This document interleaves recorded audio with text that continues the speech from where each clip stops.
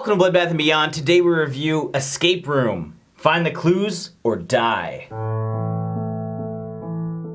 Written by Bragi F. Shute and Maria Melnick, directed by Adam Robitel, starring Taylor Russell, Tyler Labine, and Deborah Ann Woll. This movie is about 6 strangers who find themselves in a top-rated escape room. They have to work together to escape the deadly traps. What do we like about this movie? I like the concept because escape rooms are fun, so a movie about escape rooms has to be fun, right? I know this is probably like the 3rd or 4th actually titled Escape Room that came out within the last 4 years since this became the big trend. This movie was a lot more fun than I thought it was going to be honest. I was thinking it was going to be a letdown just because it's capitalizing on the trend, but it actually surprisingly was decent. I enjoyed it. I think the acting overall worked really well. Tyler Labine, specifically, as an old man now.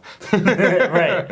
We liked him back in the Breaker High days, through the Tucker and Dale days, and now here he is. An old miner just trying to escape a little. And then here's your girl, Deborah. Oh my god, yes. Miss Karen Page from Daredevil. I loved her since she was Bill's familiar, and she's still great. Every single person did a really good job. Zoe, I think, was... Holy fuck. What the hell has happened? This is the first time in 5 years. Why is it all beaded up on this? I don't know. Scotch guarded. It's bound to happen sometime, right? 5 minutes later. Zoe, played by Taylor Russell, was also really good. I enjoyed her character, and everybody's characters, specifically because they all have something in their past. And it kind of ties into why they're in the escape room. This is like the PG-13 version of Saw, because they're basically all trying to figure out why they're there. Do they have connections with each other? And are they all gonna die or not? But I think the best aspect is being able to try and guess what you would do in those situations and just like look around at the objects in the room and figure out your escape plan. It wasn't too simple. It worked like a regular escape room. Obviously there's gonna be comparisons to like Saw, but I think this proves that you could do like this type of movie without being too gory or relying on that gore to be interesting. It's fun sitting there trying to figure out the puzzles, figure out what's going on, what they have to do, and just kind of playing along with the characters and how you would interact with them. It just makes you think. And it makes you feel great when you nail a puzzle. Yeah. The second room, oh my god. I got it within the first 5 seconds, and I felt amazing. I mean, I had to sit there and watch them try and figure out for 7 minutes, but that's fine. I was just like, I got it, guys. 200 IQ. Easy. The rooms are also really cool because they're all very different, and they play to somebody's past, and they're obviously a little bit more elaborate than the rooms that we've been to, but the puzzles and the logic games that they have are actually pretty solid. So there was moments where the tension builds, the suspense builds because you're trying to figure out how do you solve that puzzle. Sometimes you're yelling, it's just like, obviously just do that, but it draws you in, which is nice. You know, it doesn't take a long time to actually get to the main part of the story. You get a little bit of backstory just so you know a couple of the characters, but then bam, they're just in it. So there's not a lot of time wasted, which was really nice. Production value was extremely high as well. This is a really polished film. We didn't see it in the theater, but it definitely made some bank, and I would imagine that there's going to be a sequel. What didn't we like about this movie? Some of the characters were shitheads. Mainly Jason. That guy was just like abnormally a cock. Happy Thanksgiving.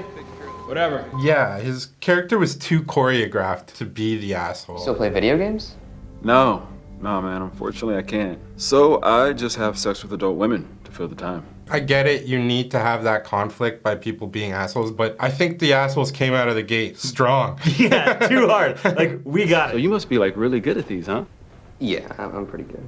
It's not cool. They all made the decision to go there, so it's just like, they don't need to be unhappy as soon as they're there. Like, just not have gone. Right. I've been invited to tons of things that I just have not attended. Yeah, well, no one was forcing them. They just received a box. If I just got a box, chances are, like, maybe I would try and do the longest unboxing ever. You know how long it takes me to get into a fucking horror pack, let alone one of those things? Yeah, I'd probably just set it aside. Just be like, oh, cool. Yeah, because it wasn't like, open me or something. It was just like some random quote and then a box that they had to open in time to go on that day to meet up with everybody else. Most of the mail that I get, like, some things I'll open right away, and then there's some things I just set aside. That might have been one of the things where I'm like, oh, that's kind of neat, and then just put it aside and go do something else and forget about it. And now I've missed the opportunity to win $10,000 Or die. or die. You're right. The point is, so you made the decision to go. I think that they didn't need to be such dickheads right away. I understand the reasoning for it. I understand the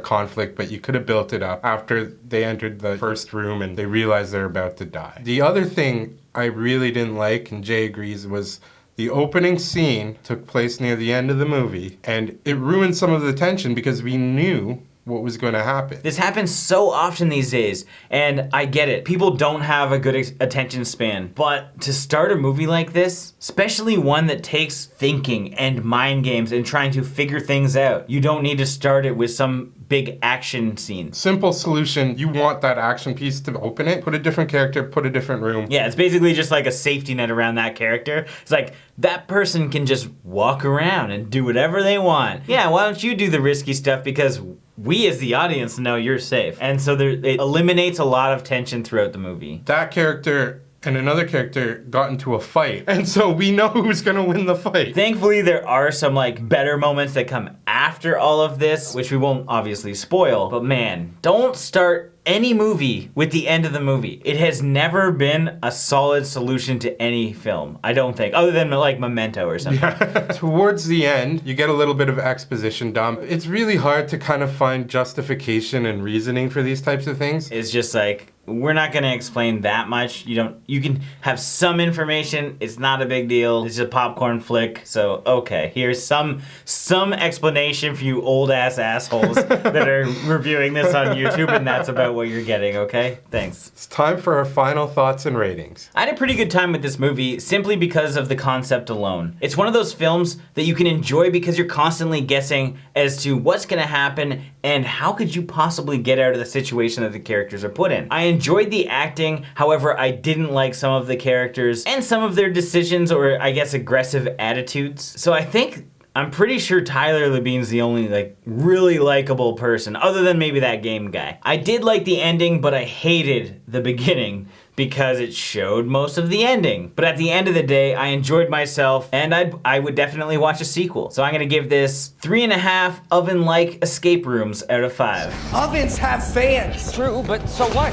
I found myself drawn into the movie. It was such an interesting concept. Being a fan of escape rooms, obviously it's, enjoyable trying to solve the puzzles. Overall, I don't think the movie had a lot to make it great and make it like a masterpiece of a film, but it didn't get a lot wrong either. So you have kind of an average enjoyable movie that you can sit down if you want to just, turn your brain off and just enjoy the ride. I think that the franchise as a whole does have potential. There's a lot of things you can do with it. I mean, Saw got 100 movies, right?